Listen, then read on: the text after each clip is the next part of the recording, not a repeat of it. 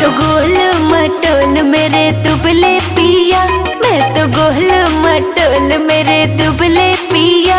सासू क्या खा के इनको पैदा किया, सासू क्या खा के इनको पैदा किया। मैं तो गोल मटोल